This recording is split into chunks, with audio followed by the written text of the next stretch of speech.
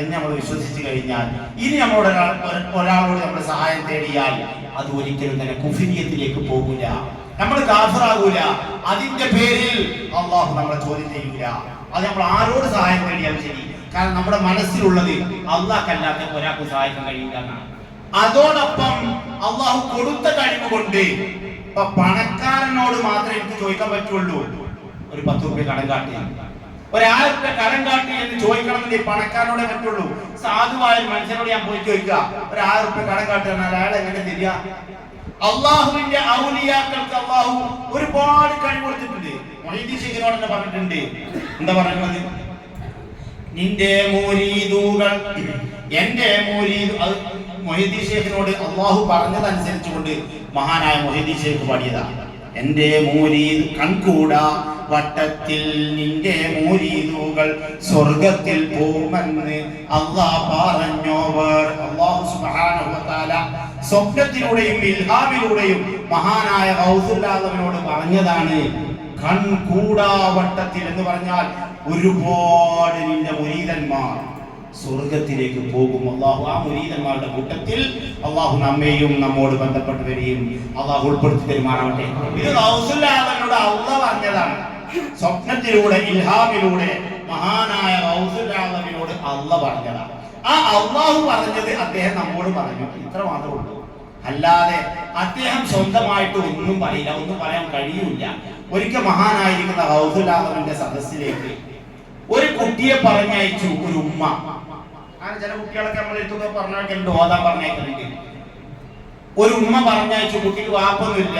അപ്പോ എന്റെ കുട്ടീനെ ഇൽമു പഠിപ്പിച്ച് തരണം എന്ന് പറഞ്ഞാണ്ട് ഒരു കുട്ടീനെ പറഞ്ഞയച്ചു മഹാനായ ഗൗസുൽ ആദമിന്റെ സദസ്സിലേക്ക്. അങ്ങനെ ആ കുട്ടിയെ മഹാനായ ഗൗസുൽ ആദം പഠിപ്പിക്കാൻ തുടങ്ങി. നമ്മൾ നല്ലോണം ശ്രദ്ധിക്കണം കേട്ടോ.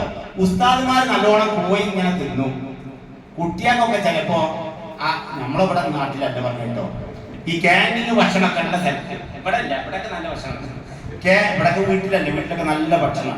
പിന്നെ ക്യാൻറ്റീൻ ഒക്കെ ഉള്ള സ്ഥലത്ത് പിന്നെ കുട്ടികൾക്കൊക്കെ ചിലപ്പോ ദോശയും അല്ലെങ്കിൽ പുട്ടും കടലൊക്കെ കാരണം ഉസ്താദുമാർക്കൊക്കെ ചിലപ്പോ കോഴിയൊക്കെ ഇങ്ങനെ കൊടുക്കും. അപ്പൊ നമ്മളൊക്കെ വിചാരിച്ചു ഇതൊരു പാവല്ല, അത് അതിലേക്കുള്ളതായി നിൽക്കുന്ന ഒരു പ്രേരണയാണ്. അവര് ഒരു റിയാദ വീടേണ്ടതുണ്ട്. ഞാൻ അതിലേക്ക് വരാം. മഹാനായ ഗൗസുൽ ആദമിന്റെ സദസ്സിലേക്ക് ഒരു കുട്ടിനെ പറഞ്ഞയച്ചു ഇൽമു പഠിക്കാൻ വേണ്ടി. ഗൗസുൽ ആദം വലിയ മുതലാളിയാണ്. അങ്ങനെ ഗൗസുൽ ആദമിന്റെ സദസ്സിലേക്ക് ഈ കുട്ടി വന്നു, ഇൽമു പഠിക്കാൻ തുടങ്ങി. കുറെ ദിവസം കഴിഞ്ഞപ്പോ ഉമ്മാർക്കൊരു പൂതി ഉണ്ടാവുമല്ലോ എന്റെ കുട്ടിനെ ഒന്ന് കാണാൻ പോകാൻ വേണ്ടിട്ട്. ഗൗസുൽ ആദമിന്റെ സദസ്സിലേക്ക് ഉമ്മ അങ്ങനെ വരിക കുട്ടിനെ കാണാൻ വേണ്ടി. അപ്പൊ ഭക്ഷണം കഴിക്കുന്ന സമയ കുട്ടി ഇങ്ങനെ തിന്ന. അപ്പൊ വല്ലാത്തൊരു കൗതുകമായി. എന്റെ കുട്ടിക്ക് എന്താ ഭക്ഷണം എന്നൊന്നും ഇങ്ങനെ നോക്കുമ്പോണ്ട് ഉണക്ക റൊട്ടി ഇങ്ങനെ തിന്നുന്നു, ഉണക്ക റൊട്ടി ഇങ്ങനെ തിന്നുന്നുണ്ട്. അപ്പൊ ആ പാത്രത്തിലേക്ക് നോക്കിയപ്പോ ഉമ്മാക്ക് വല്ലാത്തൊരു സങ്കടം, ഉണക്ക റൊട്ടിയെ തിന്നുന്ന കുട്ടി. അപ്പണ്ട് അപ്പുറത്ത് ഉസ്താദാകുന്ന ഗൗസുൽ ആദം ഭക്ഷണം കഴിക്കണേ. അപ്പൊ ഉമ്മാക്ക് തോന്നി ഈ ഉസ്താദിന്റെ ഭക്ഷണം ഇതന്നെയാണോ നോക്കാലോ. അവിടെ പോയി നോക്കുമ്പോ നല്ല പത്തിരി ഉണ്ട്, കോഴി പൊരിച്ചതൊക്കെ നല്ലോണം അടിച്ച് വീഴുന്നുണ്ട്. ആര്? മഹാനായ ഗൗസുൽ ആദം. ഏത് ഉമ്മാക്കാണെങ്കിലും മനസ്സ് പൊട്ടാതിരിക്കുമോ? അപ്പോൾ ഉമ്മയുടെ മനസ്സ് പൊട്ടി. ഉമ്മ പറഞ്ഞു, നിങ്ങളൊരു ശൈഖല്ലേ, ഉസ്താദല്ലേ, എന്റെ കുട്ടിക്ക് ഉണക്ക റൊട്ടിയും നിങ്ങൾ കോഴിയും പത്തിരിയും തിന്നു. എന്തൊരു അവസ്ഥയാണ്! നിങ്ങളാണോ ഒരു ഹൗസ്, നിങ്ങളാണോ ഉസ്താദ് എന്നൊക്കെ പറഞ്ഞിട്ട് ആ പെട്ടെന്നുണ്ടായ പ്രഷറിൽ ഉമ്മ പറഞ്ഞു പോയപ്പോ ആ മഹദിയുടെ ആ ഉമ്മയുടെ വിഷമം മഹാനായ ഗൗസുൽ ആദം മനസ്സിലാക്കി. ഒന്നും അങ്ങോട്ട് പറഞ്ഞില്ല, മറിച്ചൊരു പ്രവൃത്തിയാണ്. ആ കോഴിയുടെ എല്ലുകളൊക്കെ ഒരുമിച്ച് കൂട്ടി. ആ കോഴിയുടെ എല്ലുകളൊക്കെ ഒരുമിച്ച് കൂട്ടി മഹാനായ ഗൗസുൽ ആദം തിന്നിങ്ങനെ എച്ചിലിട്ട കോഴിന്റെ എല്ലാം ചുറ്റോറം കിടക്കുന്ന പാത്രത്തിന്റെ ചുറ്റോറം അതിൽ ഒരുമിച്ച് കൂടിയിട്ട് പറഞ്ഞു, പറന്നു പോ. ഉടൻ തന്നെ ആ എല്ലുകൾ ഒരുമിച്ച് കൂടി മാംസം പൊതിഞ്ഞു, തൂവൽ പൊതിഞ്ഞു. അത് വലിയ കൂവിക്കൊണ്ട് പറന്നു പോയി.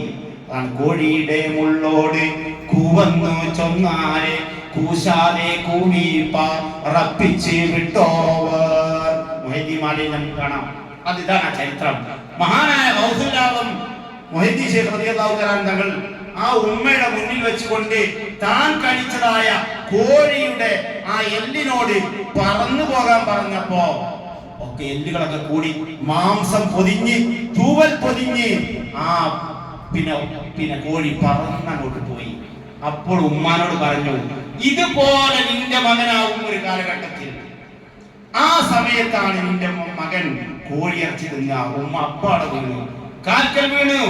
ഔസുല്ലാമിനോട് മാപ്പ് പറഞ്ഞുകൊണ്ടാണ് തന്റെ മകനെയും ആത്മീയമായി ഇങ്ങനെ ഉയരത്തിൽ നിങ്ങൾ എത്തിക്കണമെന്ന് മാപ്പ് പറഞ്ഞുകൊണ്ടാണ് കണ്ണുനീരോടുകൂടെ ഉമ്മ അവിടെ ഇറങ്ങിപ്പോയത്. നമ്മൾ ചിന്തിക്കണം. അതാണ് ഗൗസുല്ലാഹം, മഹാന്റെ ബർക്കത്ത് അല്ലാഹു നമ്മളിലും നമ്മുടെ കൂട്ടുകുടുംബങ്ങളിലും അല്ലാഹു നിലനിർത്തുമാറാവട്ടെ. ഈ സദസ്സ് എന്ന് പറയുന്നത് ചില്ലറ സദസ്സല്ല. എന്റെ പ്രിയമുള്ളവരെ, ഈ സദസ്സിൽ നിന്ന് അങ്ങനെ കെട്ടുപോയാൽ ഗൗസുല്ലാഹമിന്റെ ചെറിയ ഗുരുത്തക്കേട് കൂടെ വരും. അല്ലാഹു കാത്തുരക്ഷിക്കുമാറാവട്ടെ. ഗൗസുല്ലാഹമിന്റെ ഗുരുത്തക്കേട് ഉണ്ടാവാൻ പാടില്ല നമ്മുടെ മഹല്ലിലേക്ക്. നമ്മുടെ മഹല്ല് നാം മരിച്ചാലും നമ്മുടെ മക്കൾ, പേരമക്കൾ മുഴുവനും നമ്മുടെ സദസ്സുകൾ ഇവിടെ നിലനിർത്തണം. അല്ലാഹു നമുക്ക് തൗഫീഖ് നൽകുമാറാവട്ടെ. ഇൻഷാ അല്ലാഹ് ഉസ്താദ് ഇവിടെ എത്താനായിട്ടുണ്ടാവും. നമ്മുടെ ഫഖ്റുദ്ദീൻ ഉസ്താദ് അല്പസമയം നമുക്ക് ഉപദേശിച്ചുകൊണ്ട് അപ്പോഴേ ഇൻഷാ അല്ലാഹ് ഉസ്താദ്